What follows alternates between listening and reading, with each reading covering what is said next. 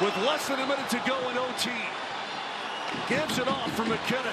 Nate, 1-on-3 will burst in on his own. MacKinnon shoots. Score!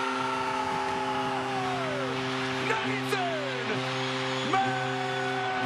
MacKinnon wins it in overtime. An unbelievable individual effort by the Avs superstar center. They win it by a final score of 4-3 for MacKinnon, his second of the season. That's now 188 goals in Ball Arena, tying Milan Hajduk for the all-time Avalanche record in this barn. That is one thrilling finish. Here's the Rantanen wraparound and the toe save by Lukas Dostal, who is incredible. And that's going right in the back across, maybe posting in. Look at Dostal's looking behind him. He's got no idea. What a putt on the right leg. And that had everybody in Ball Arena. And then the Logan O'Connor breakaway. Tries to go top left side.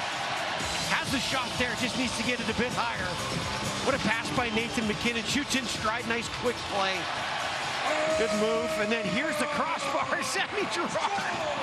Mosier almost puked on that one, and then MacKinnon, 1-on-3, says, you know what, I'm going to end it. Does a quick move across the middle, chases the puck, and then it slides in just past Dostal. What a look this is.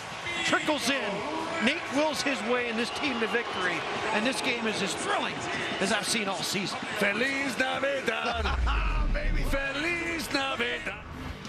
Talk about some great bonus coverage. How about that third period and some bonus hockey with that thrilling overtime session in which the Avalanche secure their first victory of the season. 4-3 is the final score as MacKinnon gets his 14th career overtime GWG, lifting his team to a much-needed victory, and they can all breathe a sigh of relief.